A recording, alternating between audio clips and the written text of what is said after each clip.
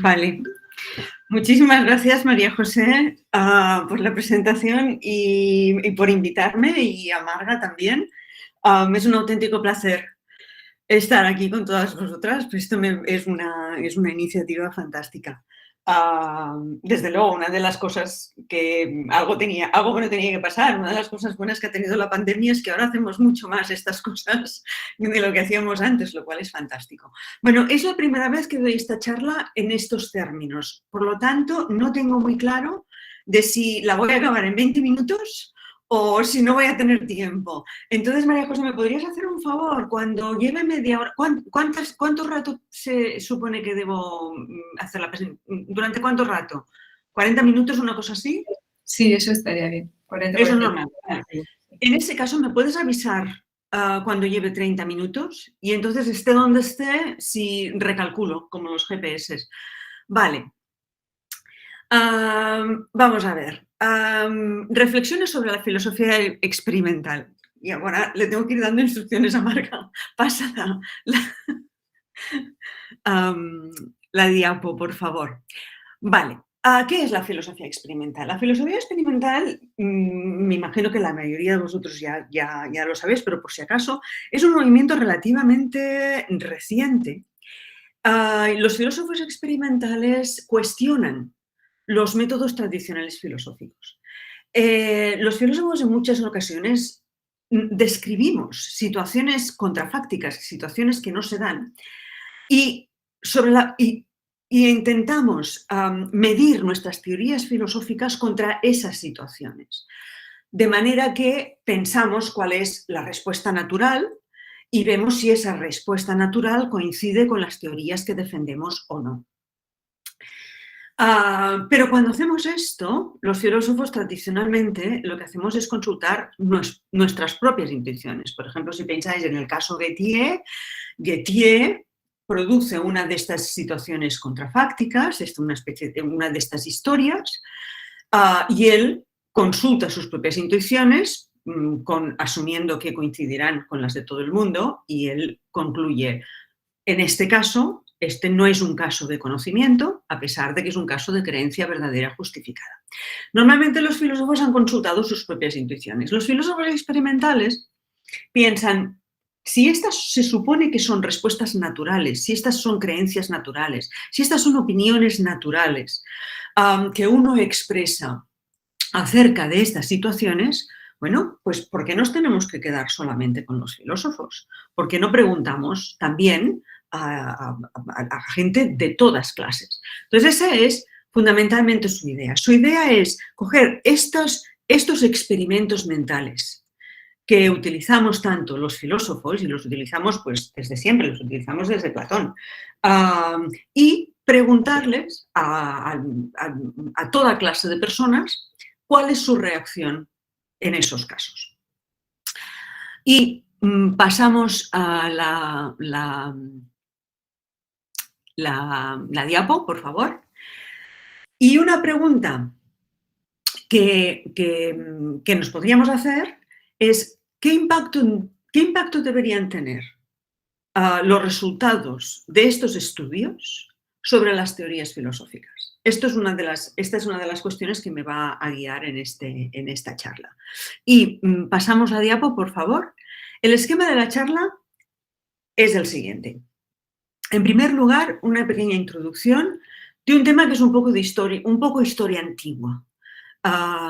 Es algo que hace tiempo que ya pasó en el 2006, 2009, etcétera, que es una cuestión que tiene que ver con la aplicación de los métodos de los filósofos experimentales a la semántica.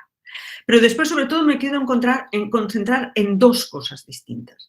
Una es una cuestión de metafísica y es el ejemplo, la historia del barco de Teseo, y un cierto estudio hecho por filósofos experimentales que saca ciertas conclusiones acerca del carácter de la historia, de su carácter como puzzle o paradoja. Y por último, concentrarme en un estudio que se ha hecho en una cuestión de estética que tiene que ver con la cuestión del objetivismo y subjetivismo, o al menos el intersubjetivismo y el subjetivismo. Entonces, son estas tres Son 3 estudios distintos sobre los que me voy a concentrar. El primer caso, la siguiente diapositiva, es el experimento Gödel. Esto se publicó en un artículo de Machery, Malone, Nichols y Stitch, que se publicó en el 2004 en la revista Cognition, Semantics Cross-Cultural Style. Y en este artículo, estos autores consideraban la historia que utiliza Gödel, la historia que utiliza Kripke, la siguiente diapositiva, por favor, que utiliza Kripke en Naming and Necessity. Esto aparece en la historia, aparece en las páginas 83 y 84. La historia es aproximadamente la siguiente diapo, por favor. La idea es que John ha aprendido en la universidad que Gödel probó la incompletud de la aritmética. Y Kripke dice, bueno, pero supongamos que Gödel no fue el autor de esta prueba. Un hombre llamado Schmidt, cuyo cuerpo fue encontrado en Viena en circunstancias muy sospechosas, fue en realidad quien probó el resultado y su amigo Gödel se apropió del manuscrito y lo publicó como si fuese suyo. ¿Vale? La historia de Kripke, y esto es importante, no es exactamente como esta, porque Kripke no utiliza este hablante hipotético John. La historia de Kripke es tal cual. Supongamos que Gödel no fue la persona que publicó, la persona que probó la incompletud de la aritmética, fue una persona que se apropió. Kripke utiliza esta historia para decir, a pesar de que nosotros creamos que Gödel fue la persona que probó la incompletud de la aritmética, cuando utilizamos la palabra Gödel, nos referimos a ese señor que tiene el nombre Gödel. No estamos hablando acerca de la persona que satisface la descripción, la persona que probó la incompletud de la aritmética. Entonces, Machery, Malone, Nichols y Stitch, como que Kripke propone esta historia como una historia que le parece intuitivamente que todo el mundo debería estar de acuerdo con que cuando decimos Gödel estamos hablando acerca de ese señor de Gödel, del que sale en la foto con peinado, el pelo en parte blanco, en parte negro, etcétera, etcétera, y no, en esas circunstancias no nos referimos a la persona que satisface la descripción que asociamos al nombre Gödel. Kripke utilizó esto y entonces estos filósofos experimentales cogen la historia, la modifican un poco y se la dieron a un grupo de estudiantes americanos de Rutgers y a un grupo de estudiantes en Hong Kong. Y les dieron la historia y les preguntaron, ahora la siguiente diapositiva, cuando John usa el nombre Gödel, está hablando acerca de la persona que de verdad descubrió la incompletud de la aritmética o la persona que se apropió del manuscrito. Hay que observar que cada una de estas respuestas nos da una versión semántica distinta de cómo refieren los nombres. La respuesta A, y si pasamos a la siguiente diapositiva, por favor, la respuesta A es una respuesta descriptivista, es una respuesta de acuerdo con la cual, cuando usamos un nombre, nos referimos a la persona, estamos hablando acerca de la persona que satisface la descripción que asociamos con el nombre. Eso es el descriptivismo, la idea de que las expresiones que utilizamos refieren a aquellas cosas que satisfacen las descripciones que asociamos a los nombres. La respuesta B, que es la respuesta que favorece Kripke, es una respuesta externista, es una respuesta que va según la línea de lo que se llama la teoría histórico-causal de la referencia, según la cual Lo que tenemos en la cabeza, que puede ser muy importante cognitivamente, no determina aquello a lo que referimos. Lo que determina a qué referimos es el uso que en nuestra sociedad tiene el nombre y una especie de cadena de hablantes que si la siguiésemos llegaríamos al momento en que alguien dio ese nombre a esa persona. Entonces, lo que tenemos en la cabeza, según Kripke, es muy interesante, puede explicar nuestras actitudes cognitivas, pero no es lo que determina la referencia. Lo que determina la referencia es esta especie de cadena histórico-causal que lleva a la introducción del nombre.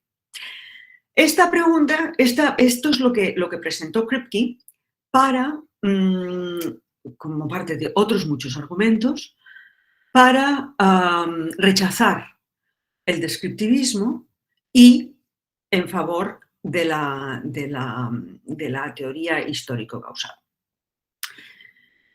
Y si recordáis, en Naming and Necessity, después de haber dado otros ejemplos, Kripke llega a este ejemplo de Gödel y él directamente dice, a pesar de, si Gödel se hubiese apropiado del manuscrito, a pesar de que hubiese sido este otro señor el que probó la incompletud de la aritmética, cuando decimos Gödel no nos estamos refiriendo a este pobre señor al que le robaron la prueba. Sencillamente no lo estamos haciendo.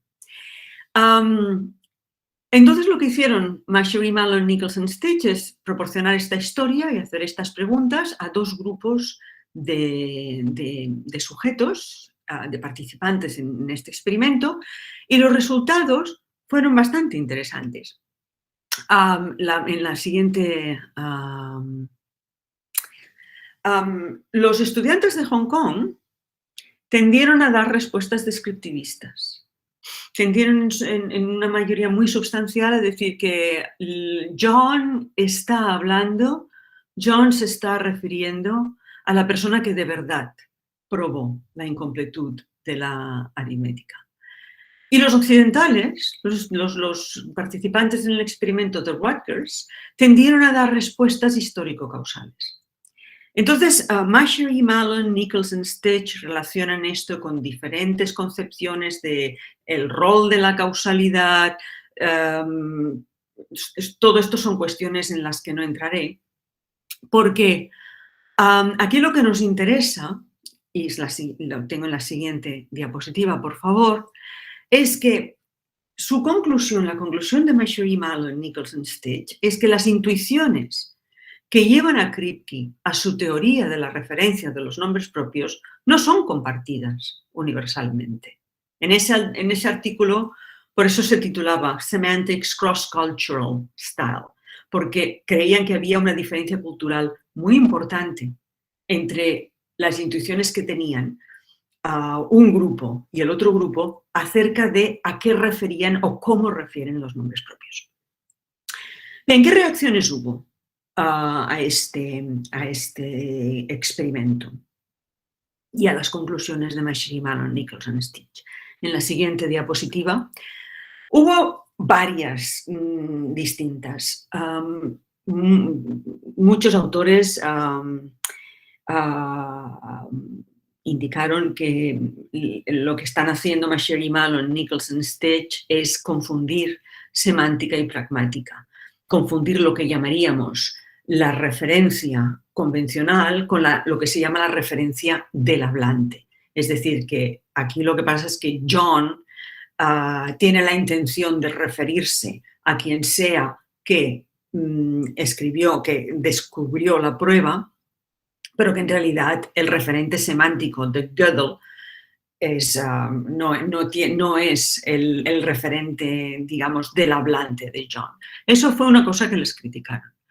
Otra cosa que les criticaron, lo hizo Barry Lamb, es que Barry Lamb atacó sobre todo la parte cultural de las conclusiones, porque lo que se dio cuenta es que Mashary, Mallon, Nicholson y Stitch habían presentado a un grupo de estudiantes de Rutgers un test, una viñeta en inglés, y les habían hecho unas preguntas en inglés, pero después habían presentado también una viñeta en inglés, con preguntas en inglés a estudiantes de Hong Kong que no tienen el inglés, a pesar de que hablan inglés muy bien, no es su lengua materna. Otros filósofos como Michael Davitt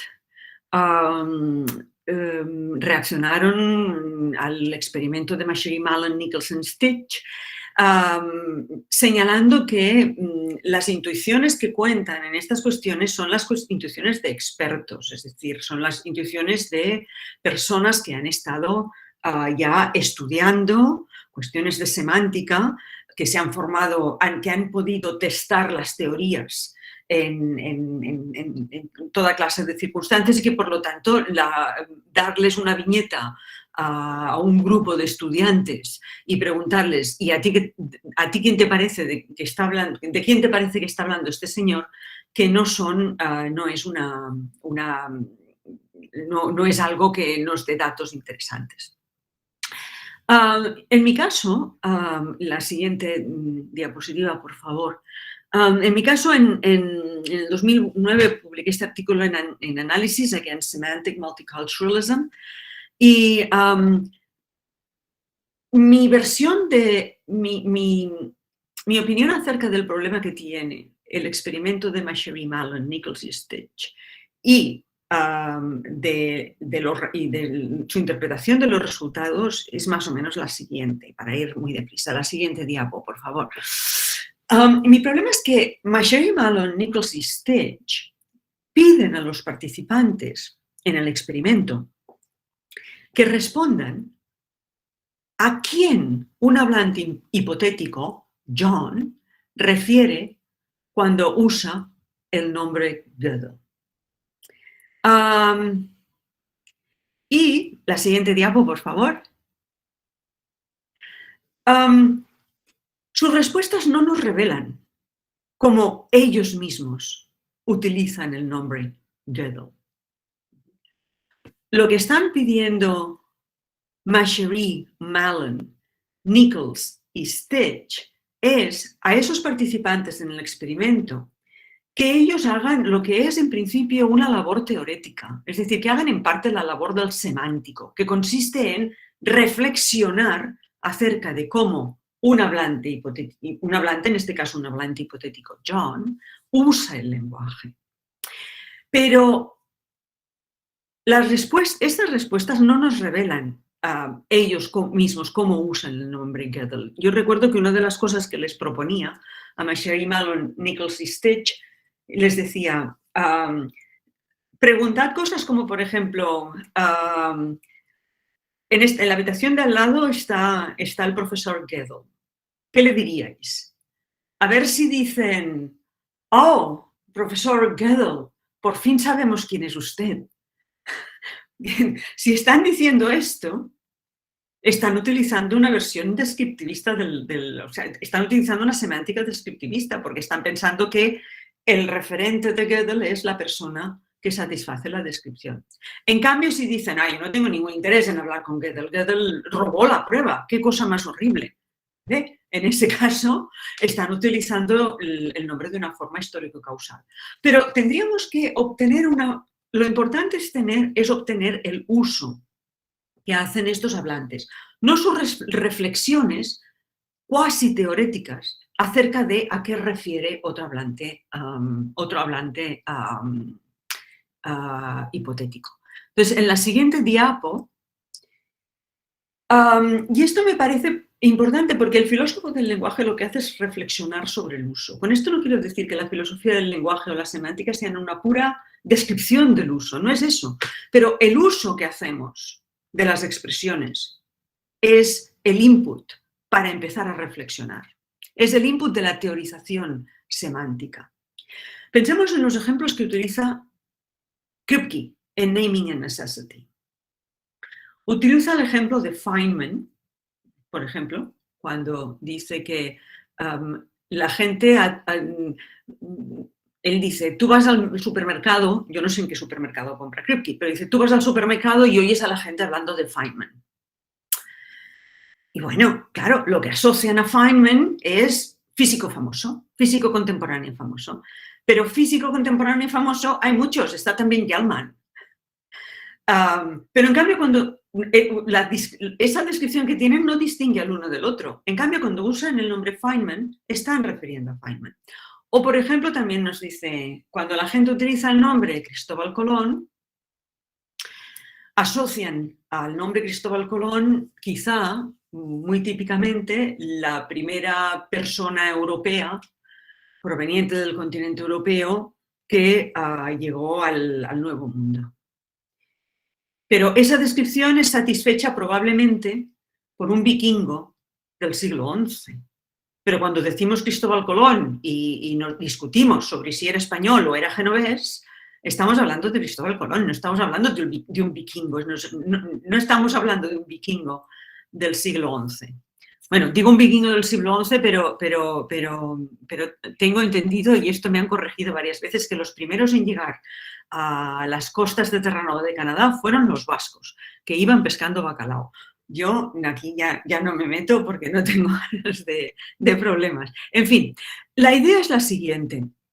Cuando Kripke llega al caso Gödel, Kripke ya ha reflexionado sobre usos. Él está pensando cómo usamos Feynman, cómo usamos Colón. Y sobre esa reflexión él llega a una serie de conclusiones. Entonces, el input de la teorización semántica es el uso del lenguaje. No es como los hablantes piensan que usan el lenguaje, ni que creen a qué se refieren cuando usan un término.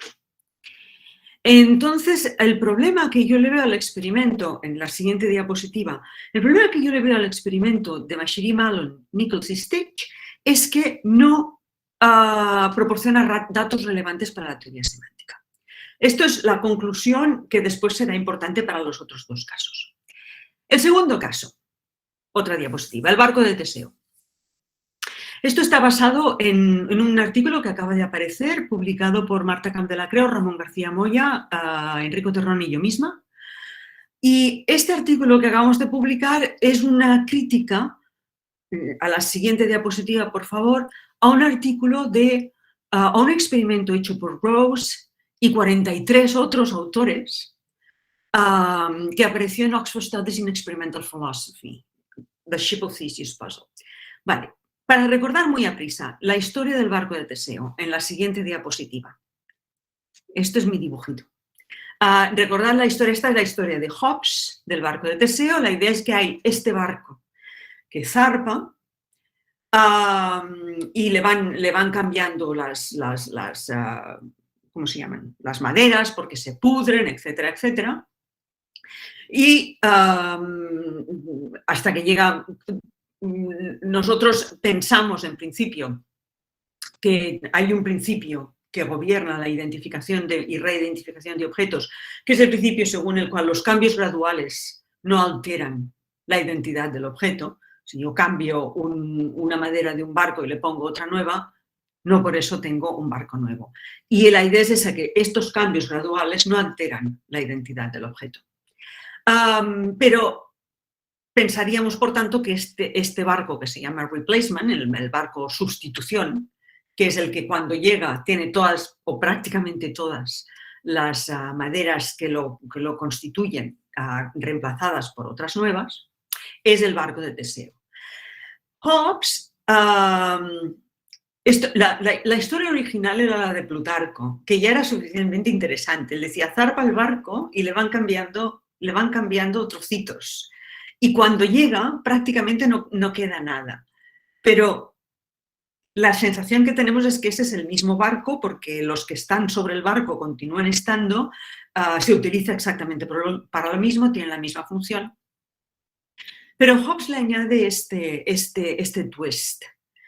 Y la idea es que imaginemos que alguien se ha guardado todas las, no sé cómo se llaman lo que se pone en los lados del barco, las placas, bueno, no lo sé.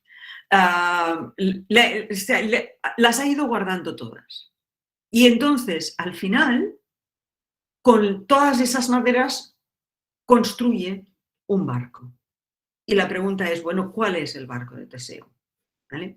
Entonces, aquí tenemos un caso, esto es un puzzle, porque hay toda clase de motivaciones y un principio, el principio de que el cambio gradual no altera la identidad de los objetos, que parece que nos instaría a decir que el sustituto, replacement, es el barco de Teseo. Pero por otra parte tenemos otro principio, y es el principio según el cual si desmontamos y volvemos a montar una cosa, no hemos cambiado su identidad. Cuando yo me voy a la joyería y llevo el reloj de mi abuelo y les pido que lo limpien y el joyero lo desmonta, lo limpia y lo vuelve a montar, cuando voy a buscarlo, yo creo que aquel es el reloj del abuelo, no me está dando un reloj nuevo. Entonces tenemos estos dos principios que aquí entran en contradicción. Y el principio según el cual cuando desmontamos una cosa y la volvemos a montar, no estamos alterando la identidad de la cosa. Este principio parecería que nos obliga a decir que el barco, partes originales, es el barco de Teseo. Pero esto es imposible, porque aquí tenemos un problema con la transitividad de la identidad. Si sustituto es el barco de Teseo, y el barco original, y el barco original también es el de las partes originales, pero sustituto es distinto de partes originales, aquí tendríamos un problema. Ese es el puzzle que nos genera el barco de Teseo. Y es un puzzle que lo utilizamos, me imagino, todos cuando damos introducción a la filosofía, porque es un puzzle muy interesante para hablar de la cuestión de qué nos lleva a identificar y a reidentificar objetos. Entonces, la siguiente diapo. ¿Constituye un puzzle la historia del barco de Teseo? Para contestar a esta pregunta nos tenemos que preguntar, bueno, pues, ¿qué es un puzzle? ¿Vale? Un puzzle es un experimento mental que provoca ambivalencia. La siguiente diapo, por favor. Y esto lo dicen los Rose y sus coautores, que quien se enfrenta a un tipo de puzzle debería sentirse inclinado a afirmar dos proposiciones que en principio son inconsistentes. La siguiente diapo. La ambivalencia, nosotros estamos de acuerdo, es un buen indicador de la existencia de un puzzle. ¿Por qué? Siguiente diapo. Porque esa ambivalencia consiste en sentirse empujado en dos direcciones, en reconocer la plausibilidad de respuestas o acciones opuestas. Siguiente diapo.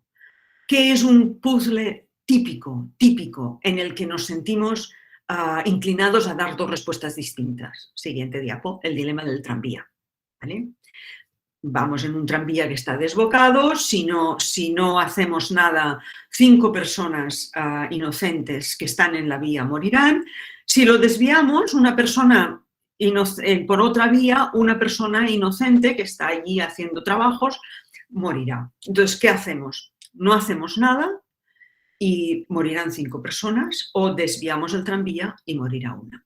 Aquí hay las sensaciones que hay dos respuestas que tienen una cierta plausibilidad. Si uno se siente más bien inclinado a aceptar principios básicos del consecuencialismo, uno se siente más inclinado a decir, no, deberíamos desviarlo porque siempre es mejor causar mal a una persona que a 5.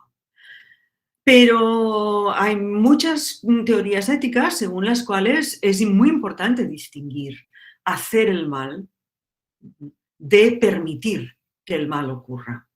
Y si uno tiene una teoría de este tipo, se inclinará más bien a decir, quizá es mejor que yo no haga nada y sí, el resultado será terrible, pero no soy yo quien estoy matando a una persona. Como veis, es un puzzle en el cual nos sentimos tibados en direcciones distintas. Entonces, vuelta al barco de Teseo, la siguiente diapo. Recordad, la cosa es esta, tenemos el barco original, tenemos que ha resultado de cambiar la composición del barco, y tenemos el barco que está reconstituido a partir de las maderas originales. Y la pregunta de Rose y sus coautores es la siguiente, en la siguiente diapo. Ellos dieron la viñeta a leer. De hecho, lo hicieron por eso hay tantos autores, son 43, lo hicieron en 30 países distintos, se tradujo a muchísimos idiomas. Y su pregunta era, ¿cuál es el barco original? Entonces, la siguiente diapo. Los resultados fue que hubo una amplia mayoría a favor del replacement, a favor del sustituto, 64%.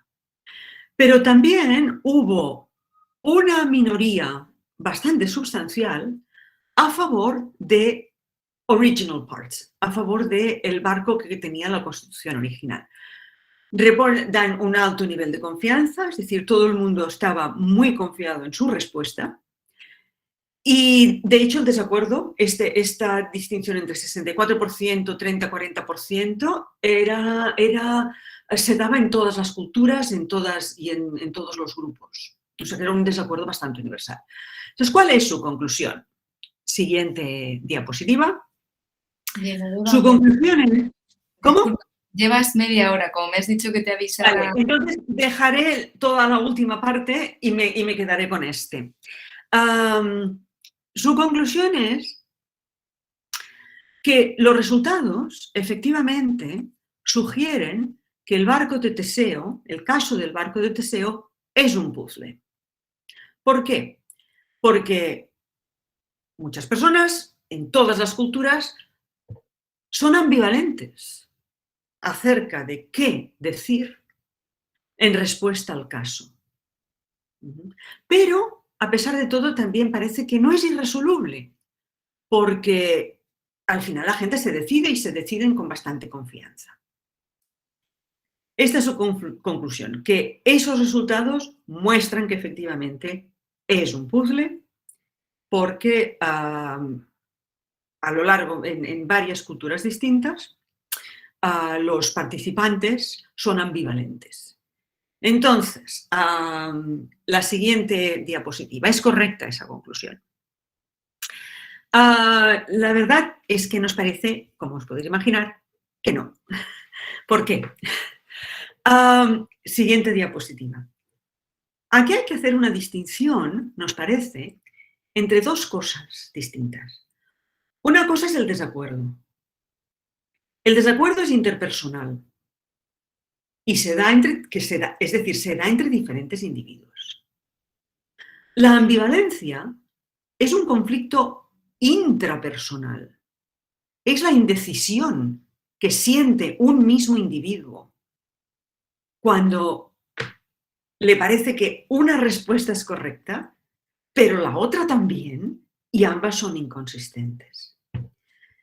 Entonces, los resultados, la siguiente diapositiva, los resultados de Rose y coautores proporcionan datos sobre un desacuerdo y no sobre la ambivalencia. Observemos también que, de hecho, ellos informan de un alto nivel de confianza por parte de los sujetos que responden. Entonces, si lo que aquí nos están dando es un 60 y algo por ciento que está de acuerdo con una cosa y un 30 y algo por ciento que está de acuerdo con otra, y todos tienen mucha confianza. Eso no nos da absolutamente ningún dato que nos permita pensar que esos individuos sienten algo que se podría caracterizar como ambivalencia. Observemos también, por cierto, a la siguiente diapositiva, que los estudios de filosofía experimental mismos, que supuestamente demuestran desacuerdos interpersonales, no se presentan como reveladores de la existencia de un puzzle.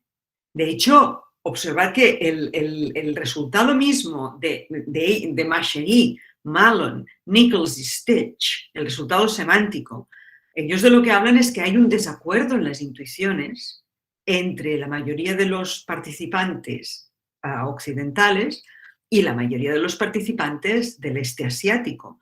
En ningún momento ellos lo presentan esto como si aquí tenemos un puzzle, aquí tenemos una paradoja, aquí tenemos un caso de ambivalencia. Entonces, ¿cuál es nuestra conclusión? Nuestra conclusión es que el experimento, la siguiente diapositiva, nuestra conclusión es que el experimento de Rose y coautores no justifica absolutamente ninguna conclusión en lo que respecta a la problematicidad de la historia del barco de Teseo. No nos dice si el barco de Teseo es o no es un puzzle, qué es lo que ellos querían mostrar. Su idea era, los filósofos presentan esto como un puzzle interesante para la cuestión de identificación y reidentificación de objetos. ¿De verdad esto se percibe como un puzzle por la gente, por toda clase de gente? Su respuesta es sí. Nuestra conclusión es más bien que no nos muestran ni una cosa ni otra, porque lo que nos están mostrando es la existencia de un desacuerdo, no la existencia de una ambivalencia. Entonces, la siguiente diapositiva, el experimento de Rose y coautores no proporciona datos relevantes para determinar si la historia del barco de Teseo es o no es un puzzle.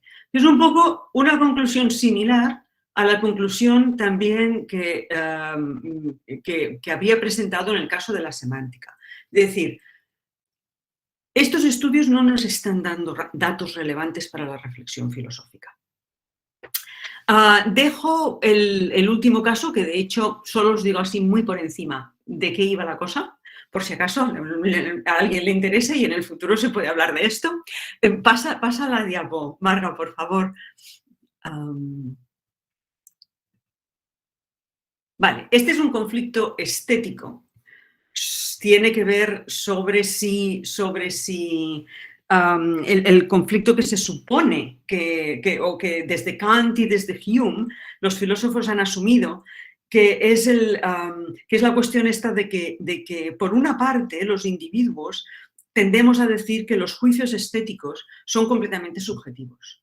Tenemos cosas como sobre gustos no hay disputas y cosas de este tipo. Pero por otra parte actuamos en muchas ocasiones como si considerásemos que los juicios estéticos tienen objetividad. Porque decimos que hay gente que tiene mal gusto, buscamos buenos críticos de arte, etcétera, etcétera. Y esto es una cosa que Hume, que Kant, en sus obras mencionaron, que hay esta especie de tensión, esta especie de paradoja. Bien, como os podéis imaginar, ha habido un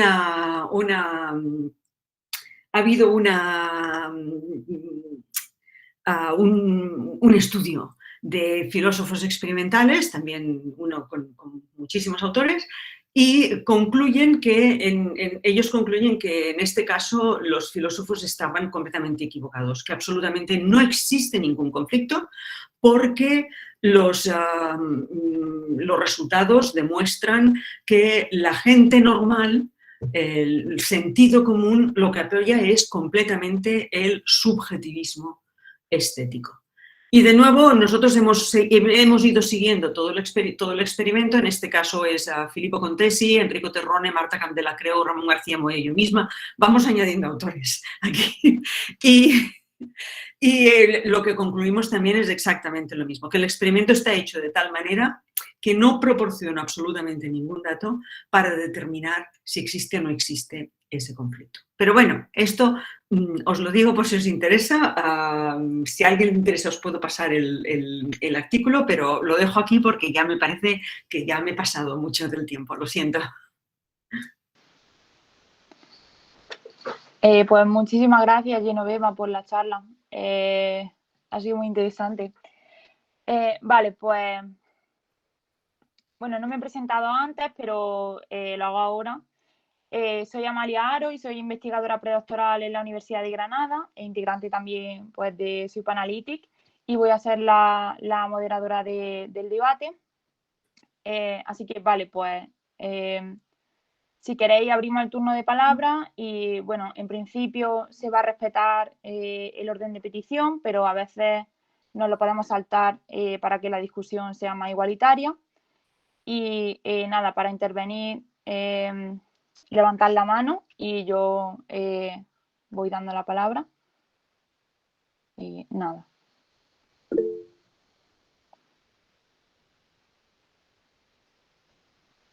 Vale, pues creo que la primera ha sido María José. ¿Trápoli? Muchas gracias, Amalia. Genoveva, estupendo. Genoveva, muy interesante tu discusión, porque además es un tema que a mí me preocupa filosóficamente muchísimo. Entonces, me consta, sí.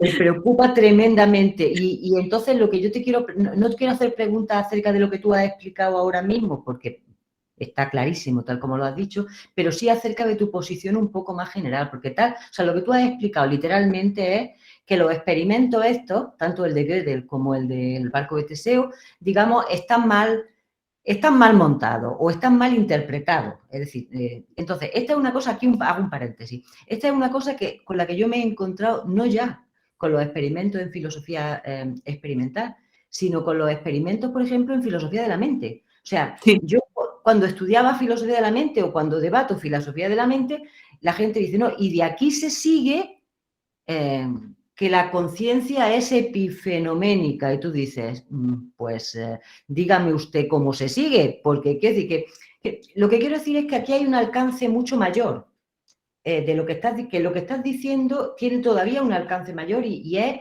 algo que tendríamos que tomarnos en serio las filósofas y los filósofos, que es cómo, digamos, apoyar o ayudar o debatir al correcto diseño de experimentos y a la interpretación de... En fin, pero esto lo dejo aparcado. Lo que quiero decir es que me parece que tiene mucho más alcance lo que estás diciendo que meramente lo que has dicho, ¿no?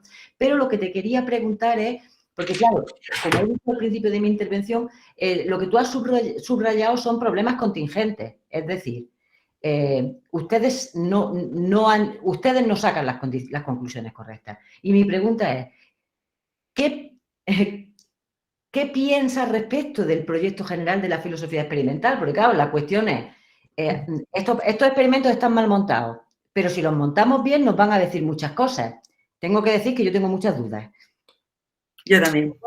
Eso es, lo cual no quiere decir que no tengamos que escuchar, yo soy muy pragmatista, no tengamos que escuchar lo que dicen los hablantes, pero de una manera distinta. Entonces, no sé si me he explicado en los distintos niveles. Sí. Porque me importa opinión, porque se ha puesto de moda, tan de moda, lo de la filosofía experimental que en fin.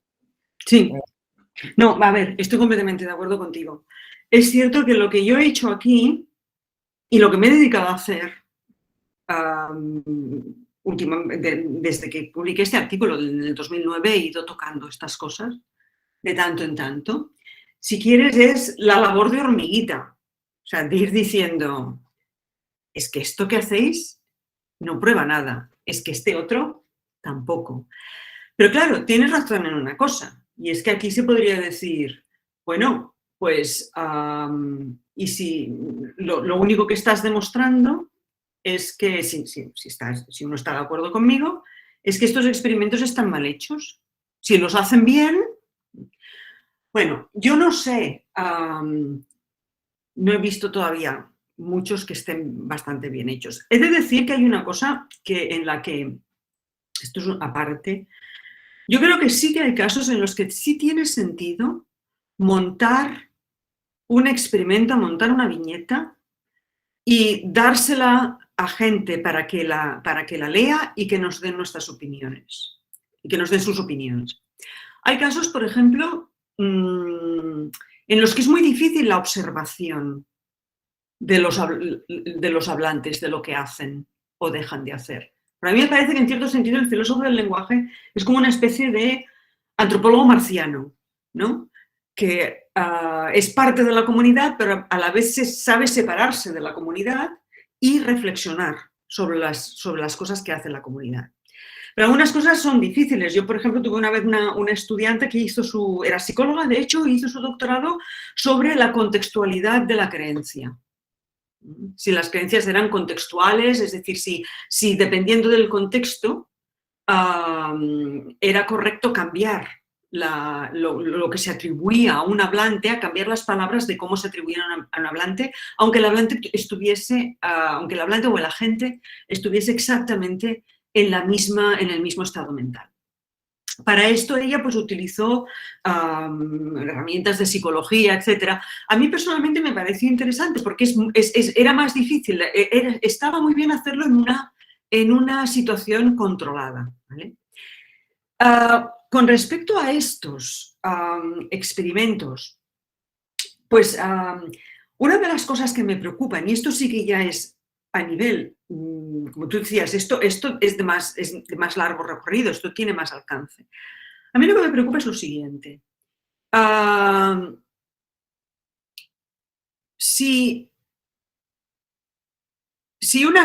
nosotros damos clases de filosofía y les decimos cosas a los alumnos y les preguntamos, ¿qué te parece? Los alumnos nos dan sus intuiciones, ¿vale? ¿Y qué hacemos con ellas? ¿Consideramos que sirven para probar una teoría filosófica? No, lo que hacemos con las intuiciones es considerar que las hemos de educar. O sea, las intuiciones son, en cierto sentido, Brian Francis, ¿era Brian Francis? No me acuerdo. Decía que, hacer filosofía es una especie de sistema de checks and balances, vas y vienes. Empiezas con las intuiciones, pero las intuiciones ni te demuestran, ni te prueban, ni te directamente te refutan nada.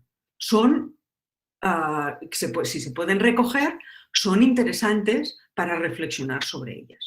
Entonces, ¿qué pasa con estos experimentos como el del barco de Teseo? ¿Qué pasa con estos experimentos como el de Gödel, etcétera? Pues que creo que es que ya no nos hace falta recoger datos sobre estos.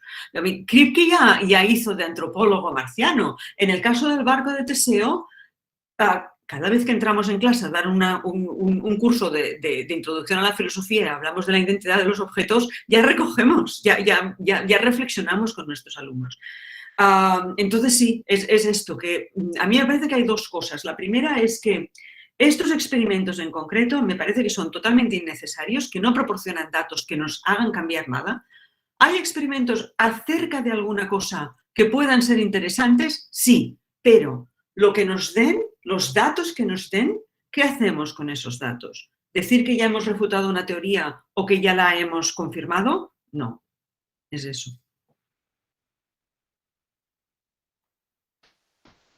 Vale, Llanos Navarro. Bueno, hola. Hola. Muchas gracias, Genoveva.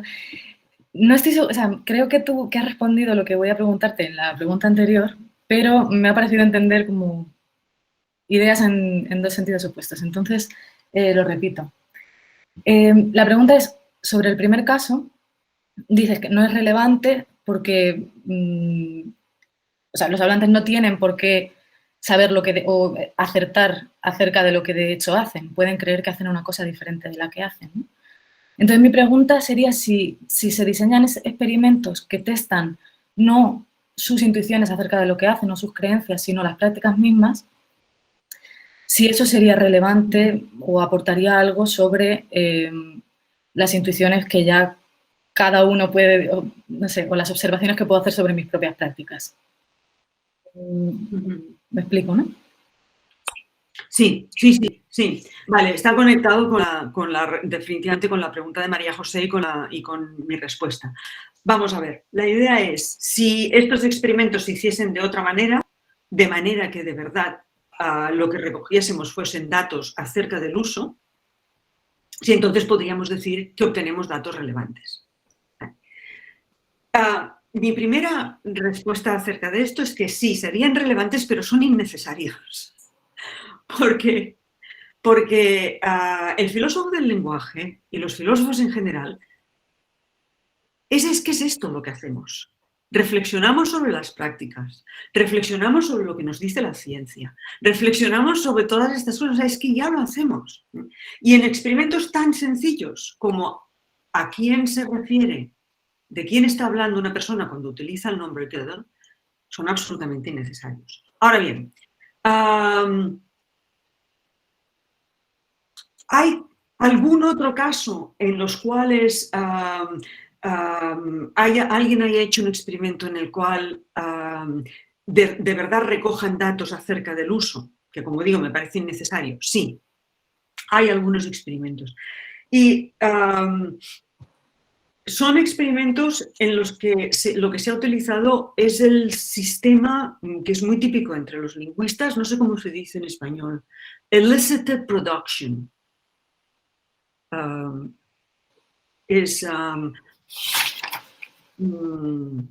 Es igual, bueno, me entendéis, ¿no? O sea, es la producción, es decir, se pide a los hablantes que hablen, que escriban, que utilicen las palabras, y entonces eso se examina.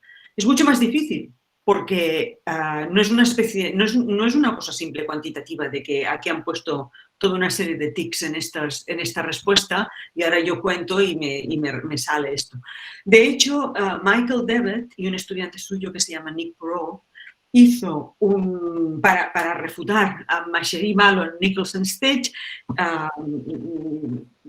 A mí personalmente le dije a Michael, pues me parece una pérdida de tiempo, pero hicieron un test utilizando este sistema, elicited production, en el cual ellos preguntaban cosas y los hablantes y los participantes en el experimento respondían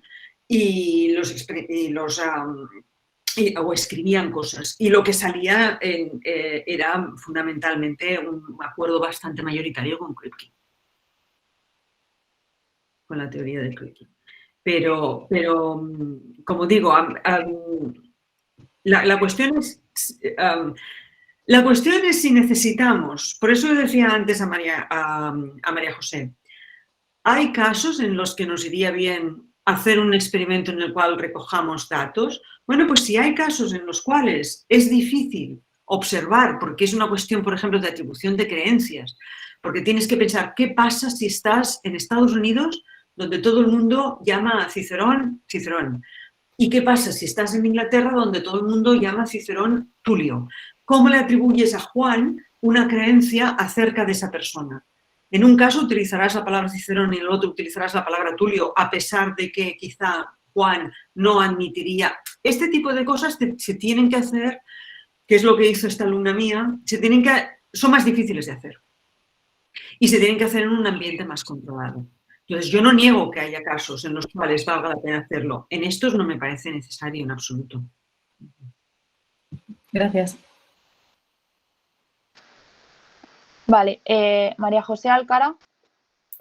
Bueno, yo creo que mi pregunta en realidad ya está hecha, casi desde la de María José, y ya nos la ha afinado todavía más, pero bueno, ¿la voy a plantear de otra manera o te voy a hacer una pregunta a ver qué contestarías en positivo?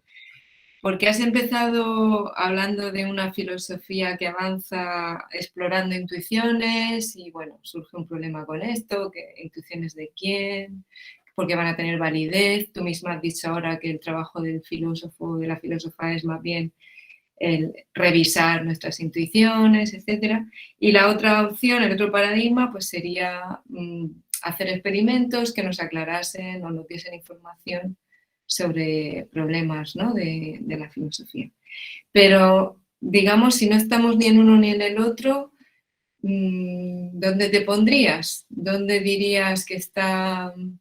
Si no podemos avanzar haciendo una filosofía basada en intuiciones, si la filosofía experimental, al menos tal y como nos la presentas, pues tiene muchos fallos, o planteamos los experimentos, o plantea experimentos que no nos arrojan conclusiones interesantes. ¿Qué es lo que deberíamos hacer y cuándo, en qué casos sería pertinente o necesario? Yo diría, si lo es, el experimento. Vale, sí. Yo creo que la filosofía avanza de esta manera y avanza en parte de una forma completamente teórica por el análisis de conceptos, etc. Y en parte a base de pensar en cómo nuestras teorías se enfrentan a ciertas situaciones. Entonces, para mí es muy importante, y creo que siempre lo ha sido, llamémosle intuiciones, llamémosles juicios, llamémosles creencias, no me importa cómo las llamemos, pero nuestras reacciones cuando nos enfrentamos a una de estas situaciones, como el dilema del tranvía, a mí me parece que son muy interesantes y son muy importantes. Lo que ocurre es que, y por tanto no creo que se deban abandonar, y creo que están en la base de nuestro filosofar, pero hay que entender que están en la base del filosofar. Es decir, si alguien tiene la intuición de que como en el caso que lleva el caso del dilema del tranvía al caso en el que es muy típico, ¿no? Entran 5 personas en un hospital que necesitan un trasplante de órganos varios para sobrevivir. Y allí tenemos una persona que ha ido con un resfriado y tiene todos los órganos necesarios para que estas 5 personas salven su vida. La mayoría de nosotros nos escandalizaríamos si alguien tuviese la intuición de decir, está justificado en este caso utilizar a esa persona para salvar la vida de estos otros 5. Una persona sana, una persona que no ha dado su consentimiento. ¿Vale? Fijaos que esto, a veces mucha gente esto lo pone como en paralelo al caso del tranvía, al caso del dilema del tranvía. Entonces, si alguien te dice, no, y a mí me parece perfecto, si una persona sana va al hospital con un resfriado y necesitan sus órganos para salvar a 5 personas que están allí, pues me parecería perfecto. Si alguien te dice eso, lo que haces no es decir, aquí hay un principio ético que todo el mundo lo creía que era correcto y ahora resulta que pues parece que no es... No, lo que hacemos es intentar explicar que puede tener de correcto o de incorrecto esa posición. Entonces yo creo que en este sentido la función de las intuiciones es muy importante porque una parte muy importante de la labor de los filósofos y las filósofas me parece que es pensar en cómo nos enfrentamos al mundo y cómo utilizamos las nociones. Y pensar, y para pensar esto en profundidad, uno tiene que ser sensible a cómo la gente se enfrenta a estas situaciones. Entonces, en los casos en que, pues como decía, me parece que esto está en la base, lo cual no significa que esa intuición o esa respuesta que alguien te diga, esto es mi respuesta natural, aunque hubiese 10.000 personas o 20.000 personas que nos dijesen que esa es su respuesta natural, yo creo que nos sentiríamos en la obligación de hacerles reflexionar, ¿vale? Entonces, esto es la primera cuestión. La segunda cuestión es los experimentos de los filósofos experimentales. Esto es acerca de las intuiciones y su rol. Los experimentos de los filósofos experimentales. Si hay alguna cuestión para lo cual nos sea necesario o nos sea conveniente recoger lo que en general, cómo reacciona la gente en general, cómo se reacciona en distintas culturas, si la educación tiene algo que ver, si el nivel de experiencia con ciertas cosas o los conocimientos tienen o no tienen algo que ver. Todas estas cosas son muy interesantes y si no nos son obvias, yo en principio no tendría ningún problema en recoger esos datos y creo que nadie lo tendría con la idea de que primero recoges los datos, pero después empiezas a reflexionar sobre ellos. Lo que ocurre es que con estos casos y con otros muchos, el de ética, otros que estoy leyendo últimamente, que es sobre las nociones, sobre cómo la teleología influye en nuestra identificación y reidentificación de objetos o incluso en la identificación de obras de arte. Todos estos... Yo me miro todos estos experimentos y me parecen erróneos todos, la mayoría de ellos por el mismo motivo, y es que no nos proporcionan datos que no tengamos ya y los que nos proporcionan no nos sirven de nada. Entonces este es mi problema. No sé si puedo hacer una pregunta rápida sobre tu contestación. Solo una cosa. esta última concesión que has hecho a los experimentos, ¿no? Puede haber información que no sea obvia, entonces nos interesa. Mi pregunta sobre eso, ¿crees que sería posible que estos tipos de experimentos, supongamos que hacemos uno que nos muestra que hay diferencias culturales en el uso de un concepto o algo así, ¿no? ¿Crees que tendría, por tanto, relevancia filosófica, que tendríamos que, o crees que esto sería un interés antropológico, histórico, cultural, etcétera? Vale. No, a ver, no es una concesión, porque como te digo, desde hace muchísimos años, creo que esta alumna que tenía, que hizo una cuestión de psicología, filosofía experimental sobre la contextualidad de la creencia, creo que acabó la tesis en el año 2011. O sea, que no es una cosa que se me ha ocurrido ahora. O sea, y me pareció perfecto que lo hiciese.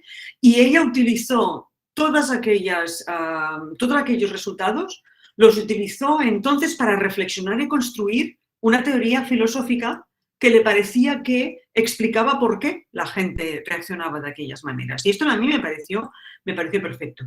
Y de la misma manera, yo creo que estudios que, como tú decías, que son antropológicos acerca de cómo en distintas culturas se utilizan distintas nociones, a mí me parece que eso es input para el teorizar filosófico. Eso de por sí solo no demuestra nada. No demuestra nada. O sea, no podemos decir, mira, el concepto de no sé qué, en realidad no es esto otro. No, eso no demuestra nada. Eso lo que yo creo es que lo que nos da son datos sobre los cuales reflexionar. Y imagino que estas cosas sí que tienen mucho interés, sobre todo en los casos en que hay diferencias culturales importantes.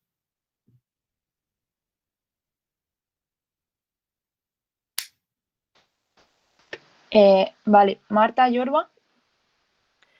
Sí, gracias, Genoveva. Bueno, mi pregunta, de hecho, era ya la de María José y ha ido mutando con todas las otras. Entonces, lo que ha quedado después de tu última respuesta a mi pregunta inicial era que precisamente me parecía que sí que los estudios experimentales sí han servido como para, en este ámbito, ¿no?, de filosofía del lenguaje, sí han servido como para corregir estos sesgos, ¿no?, de decir, por ejemplo, la semántica de tal expresión, ¿no?, o digamos, cómo se comporta o cuál es la semántica o cómo funciona y cuál es el uso de los insultos o lo que sea, que entonces con 4 datos del inglés de un contexto súper reducido se deducen ¿no? Y eso implica grandes teorías, ¿no?, semánticas y tales como, bueno, claro, pero el input es pequeño, está sesgado, qué tipo de hablantes, ¿no?, qué contextos, no sé. Y porque eso venía de la pregunta relacionada con la de María José de si teníais un argumento de principio, ¿no?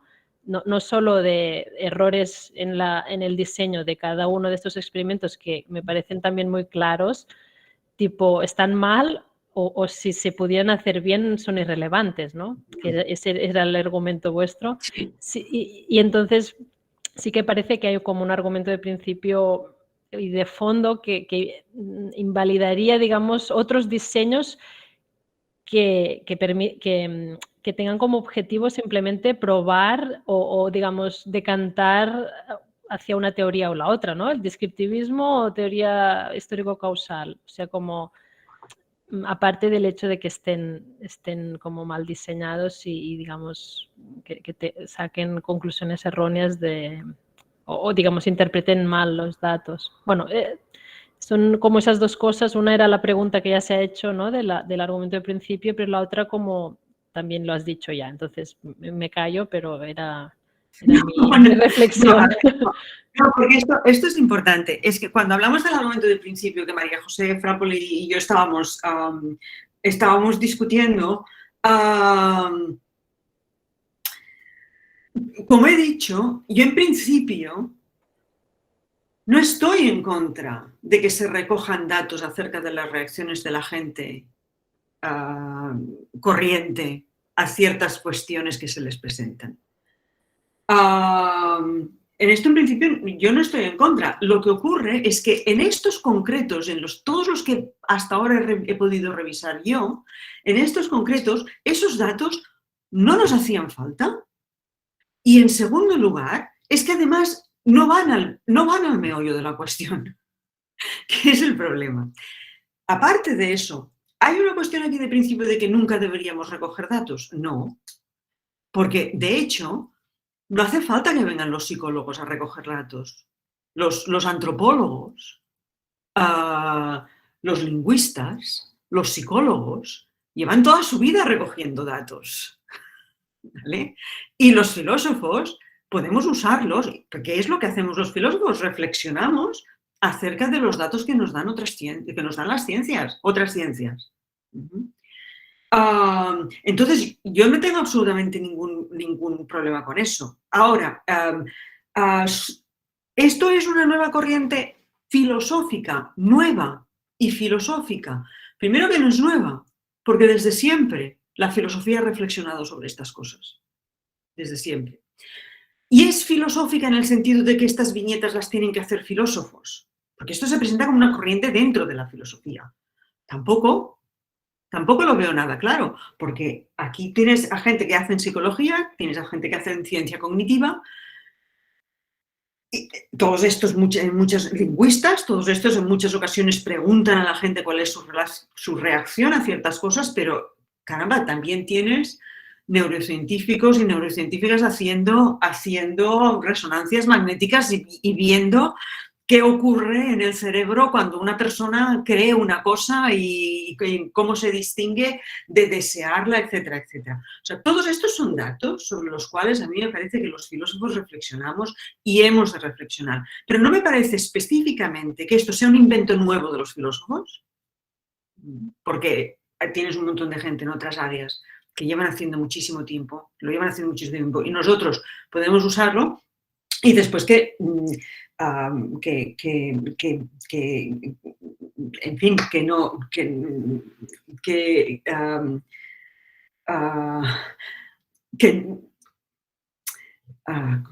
¿cómo lo pondría?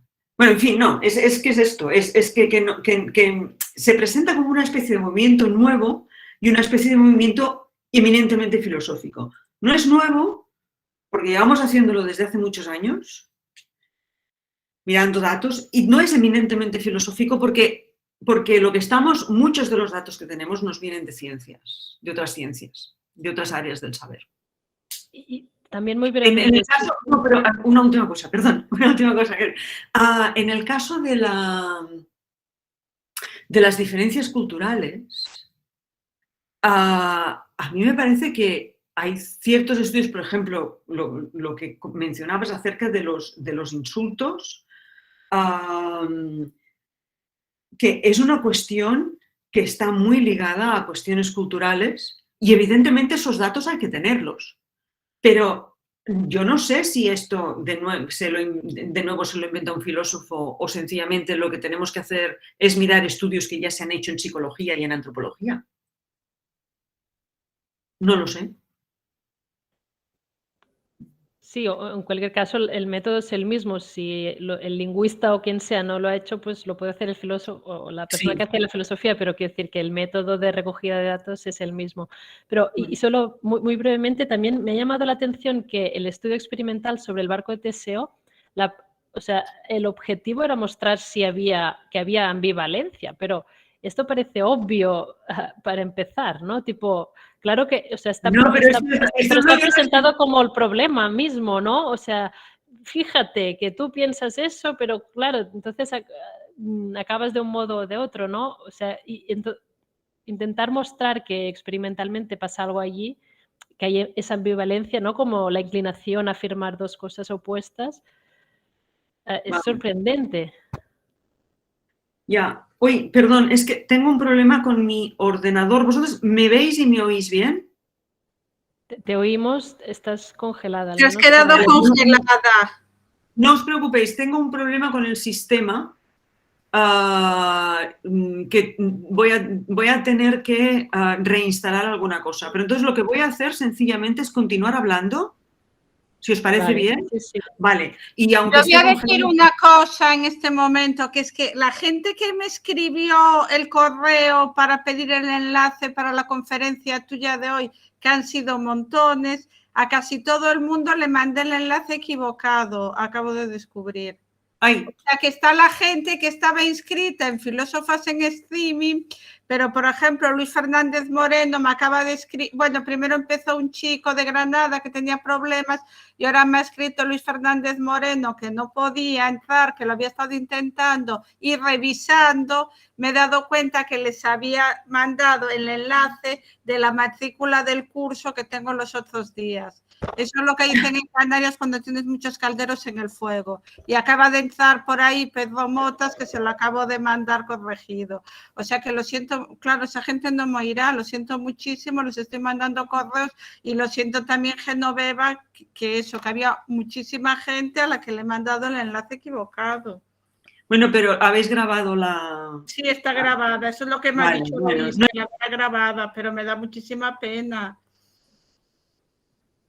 Se ha ido, Ahora Genoveva. se ha ido Genoveva, se ha enfadado. Ay, ay, qué palo, qué palo. Digo, pero toda esta gente que me ha escrito y están el grupo de siempre, ¿sabes? Ya visteis que estaba más o menos como el otro día. Y es que les he mandado, a los primeros sí, pero después en algún momento empecé a mandar el equivocado y como copiaba de uno a otro. Pasa en las mejores familias, Margarita. Como has dicho, tener muchos calderos en la lumbre. Si no hiciéramos 50 cosas al mismo tiempo, no pasa nada. ¿Qué vamos a hacer? Qué desastre. Si me llego a dar cuenta antes, hubiese abierto la otra sala y puesto ahí un mensaje. Van a ver si entra Genoveva, yo voy a seguir grabando, mandando mensajes.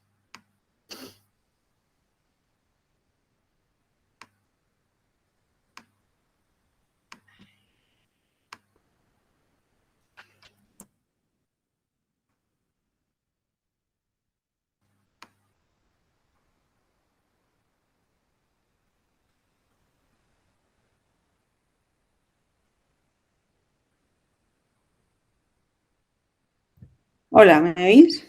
¿Tenéis? Sí.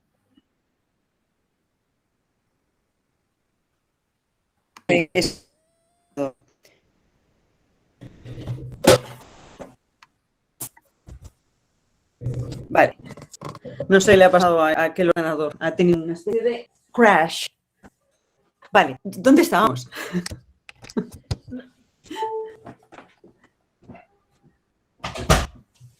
No, eso, simplemente había dicho eso de que me parecía sorprendente que en el experimento de lo del barco de Teseo quisieran mostrar algo acerca de la ambivalencia, ¿no? De Sí. esas inclinaciones opuestas que parece que el caso ya está construido para que tengas precisamente eso y a partir de aquí a ver quién, ¿no? Qué tipo de teoría defiende sobre la Claro, identidad el de objeto, problema- etcétera.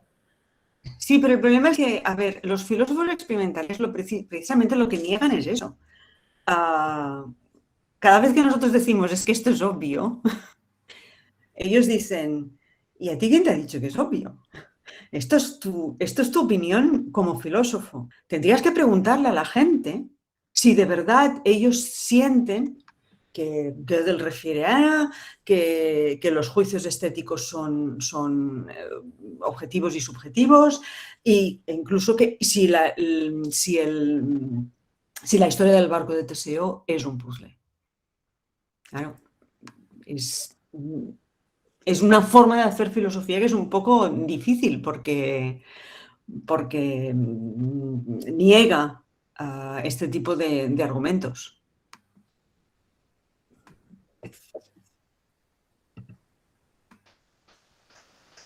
Vale, Marta Vidal.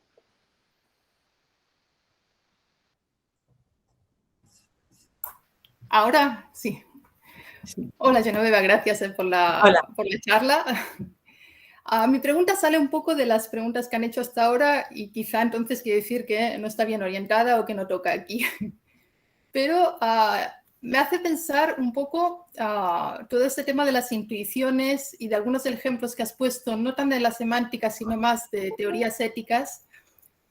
El hecho de que estas intuiciones, nosotros ahora, o parece que lo que decías aquí, desde la filosofía para la reflexión teórica, tiene que haber esa dialéctica entre ok, tenemos unas intuiciones, puede haber diferentes, o hablemos de ellas, pero hay una reflexión teórica. En cambio, lo que se ve desde la política, desde la sociedad, es que esas intuiciones muchas veces, al final, sirven para votar, para tomar decisiones políticas. Entonces, desde la teoría filosófica, estamos diciendo, ¿las vamos a utilizar? No, vamos a reflexionar, vamos a tomar decisiones, vamos a ver las teorías, evaluar las teorías desde otra manera, con otras herramientas. Pero en cambio, muchas veces en política, y yo vivo en un país donde se hacen referéndums más que en España, muchas veces votamos cosas sobre impuestos, sobre cosas de sanidad, algunos de los ejemplos que ponías eran de sanidad, donde todas las intuiciones tienen el mismo valor.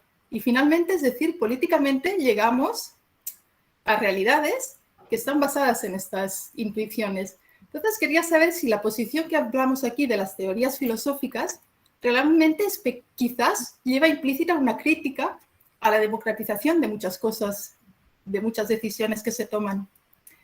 Y al final es un poco la República de Platón, donde para algunas intuiciones en ética, en práctica, hay en filosofía práctica, hay un camino que es el filosófico, y después hay la política que hacemos, digamos que como todo el mundo tiene el mismo peso, todas las intuiciones tienen el mismo peso, es más erróneo de alguna manera.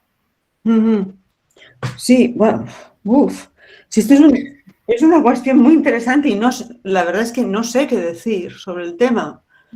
Una cosa que se me ocurre es que hay una diferencia, o debería haber una diferencia, entre lo que llamamos intuiciones, que son reacciones, digamos, naturales.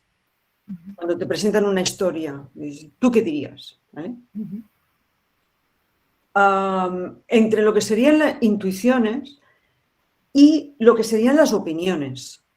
Que las opiniones deberían estar basadas en alguna argumentación previa. Las intuiciones no se supone que sean el resultado de un proceso, de un proceso lógico en el cual se llega a una conclusión. Precisamente ahí creo yo que es donde está el problema, ¿no? Que las intuiciones, por eso las puedes utilizar como base para filosofar, pero lo que te interesa cuando estás haciendo filosofía es llegar a conclusiones que siguen un procedimiento, un razonamiento lógico, ¿vale?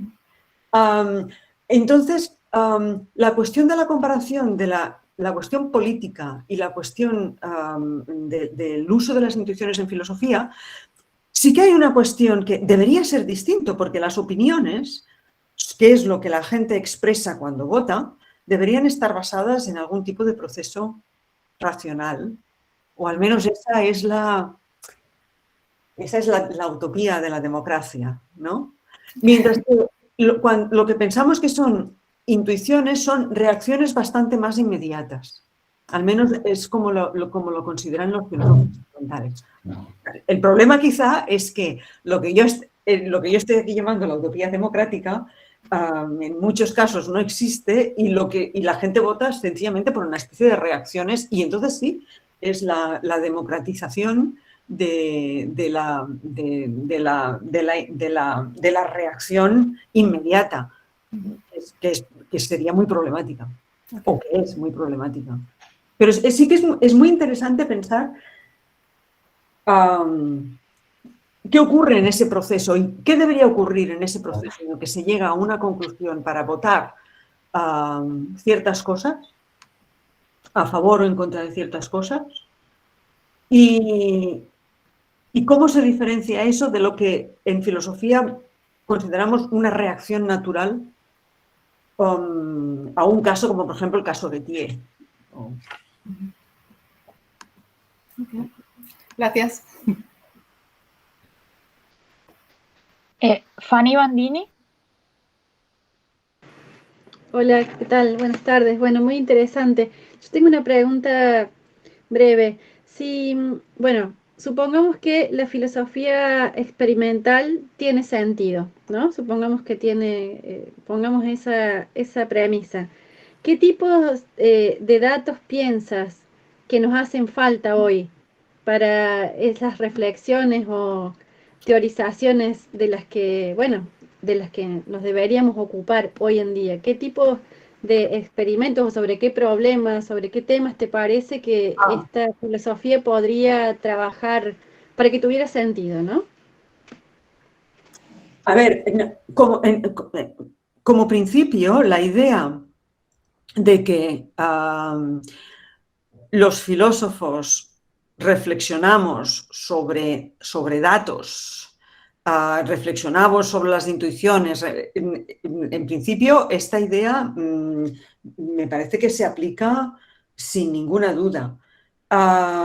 Otra cosa distinta es que la forma en la que los filósofos experimentales la han aplicado, y bueno, yo me he centrado en dos. María José Frappoli estaba mencionando cuestiones en filosofía de la mente, que también he visto algunas cosas que es que algunas de ellas es que te ponen los pelos de punta, la verdad. Porque las ideas estas de que, bueno, y aquí están los resultados, estos resultados parece que no coinciden con lo que predice esta teoría filosófica, por tanto los filósofos deberían aprender a hacer, bueno, en el caso del que no he hablado, en el caso de la estética, la conclusión es que los filósofos deberían hacer estética de una forma completamente distinta, porque los principios sobre los cuales se fundamenta la estética evidentemente están completamente equivocados. Entonces, la idea esta de que recoger datos y reflexionar sobre ellos es importante, los recojan los filósofos, los recojan los psicólogos, los antropólogos, sociólogos, economistas, físicos. Me parece importante.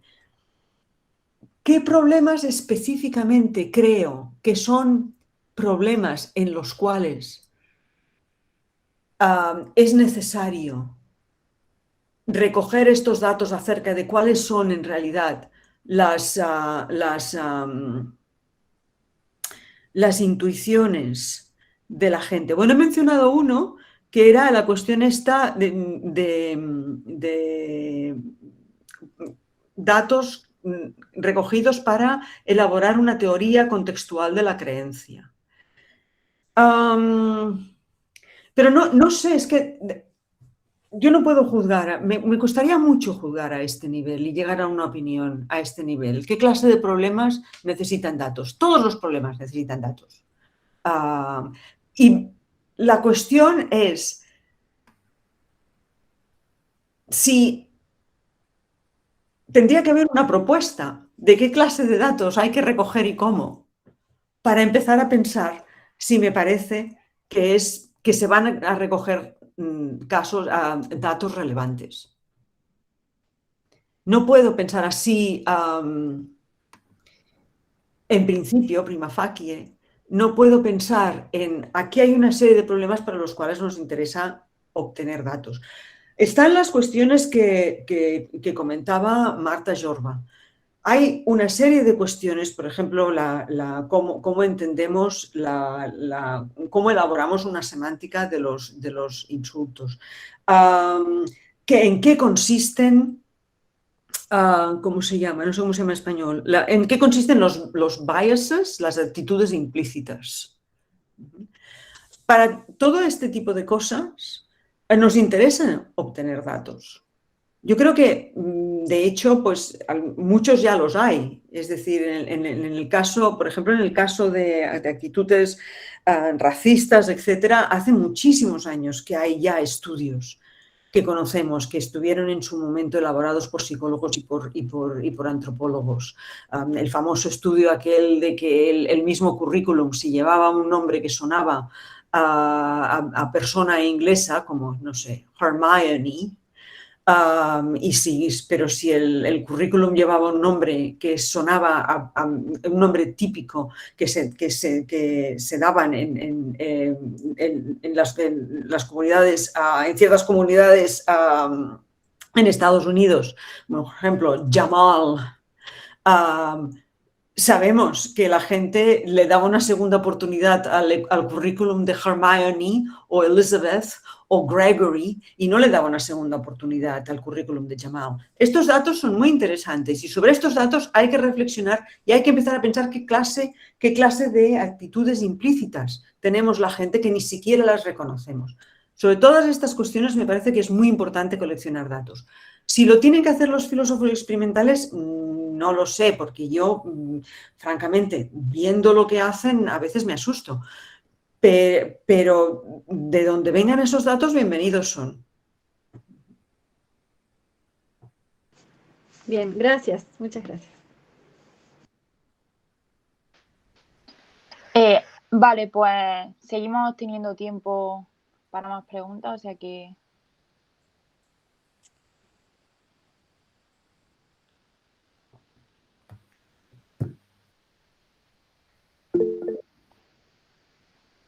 Vale, Esther Romero.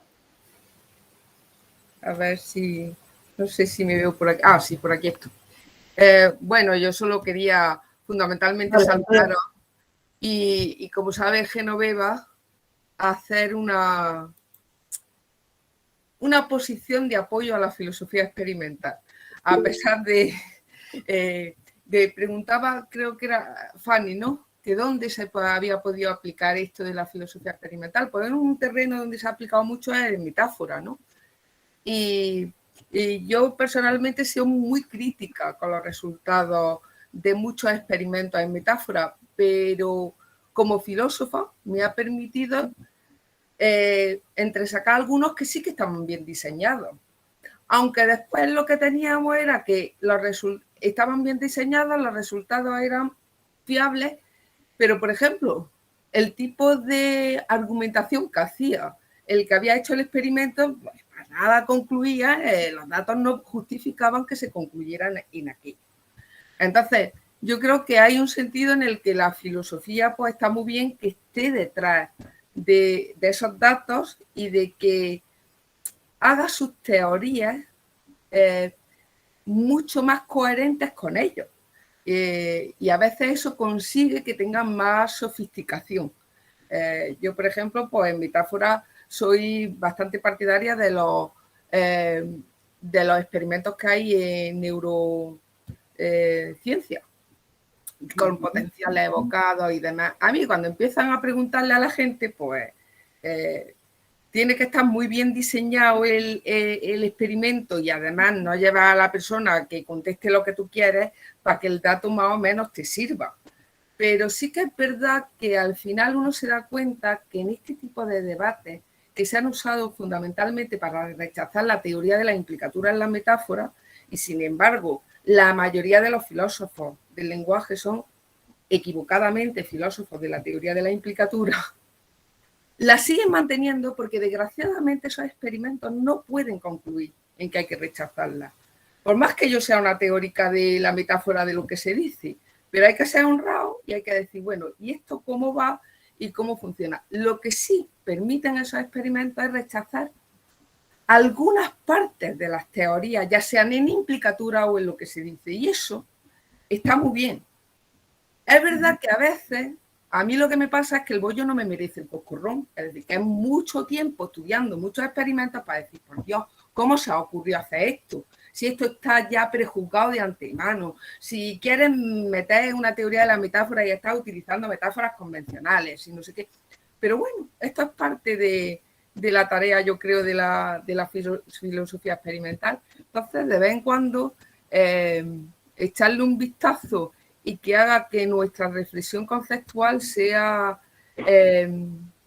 bueno, más consciente, más compatible con ciertos datos, de experimentos que efectivamente están bien hechos, pues, o que parece que están bien hechos, pues me parece que tiene su interés. Dicho esto, yo me dediqué a lo de los experimentos para decir que por Dios no perdiéramos más el tiempo en hacer experimentos. Pero luego, la edad te lleva a decir, no, hombre, esta gente seria también lo intentan hacer con su mejor voluntad y lo que tenemos es que sacar lo que mejor que podamos de ello. Pero bueno, no sé, la idea era simplemente decir que en filosofía del lenguaje hay mucha experimentación en el terreno de la metáfora y hay mucha gente que se la cree a pie juntillas, desgraciadamente. Y bueno, pues ya está. Vale, a ver, yo... No es pregunta. Perdón, ¿había una pregunta? No, que no es pregunta, que era comentario. No, pero es un comentario que me parece muy relevante. Pero fíjate una cosa, es que yo creo... Tú has empezado diciendo, yo voy a intentar defender la filosofía experimental, pero lo que yo creo que has hecho tú es defender el hecho, con lo cual estoy completamente de acuerdo, que el filósofo reflexiona acerca de datos, ¿vale? Que el filósofo reflexiona acerca de prácticas, que el filósofo esto lo ha hecho toda la vida, no es un invento nuevo que se les haya ocurrido a Machery, a Stitch y a Novi y a toda esta gente que de pronto se han puesto a hacerlo. Y comparto la frustración contigo, porque es que hay algunos experimentos que son tan malos, y es lo que decía María José antes, un Frapoli, sobre las cosas que no he ido a cuestiones de filosofía de la mente, etcétera, que es que son cosas que están muy mal hechas. Pero fíjate que lo que tú estabas defendiendo es la necesidad de mirar, de tener en cuenta los datos, pero también estabas mencionando, por ejemplo, datos que vienen de neurociencia, ¿vale? Que no es lo que hacen los filósofos experimentales. ¿Vale? Entonces, aquí hay varios niveles distintos. Uno es el hecho de que hay algunos experimentos que están muy mal hechos y que son absolutamente innecesarios y que no nos dan datos que nos sirvan absolutamente para nada. Esta es la labor en la que yo me he centrado últimamente, que como he dicho, es labor de hormiguita, de ir diciendo, esto no me sirve, esto tampoco me sirve. Hay la cuestión esta. Pero después está la cuestión de, en situaciones controladas, nos conviene, por ejemplo, recoger las reacciones de la gente acerca de cómo se interpreta una metáfora, etcétera. Yo en esto estoy completamente de acuerdo. Ahora, que sean cosas que de verdad se necesiten y que de verdad sean útiles. Porque, como tú misma dices, es que hay muchos casos en los que parece absolutamente innecesario. Yo creo que el caso de Gödel es absolutamente innecesario. Testar ahora a estas alturas el caso de Gödel es absolutamente innecesario.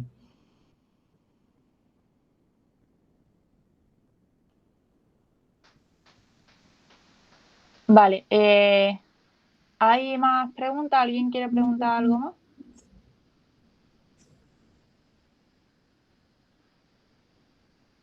Vale, pues si no, podemos dejarlo aquí.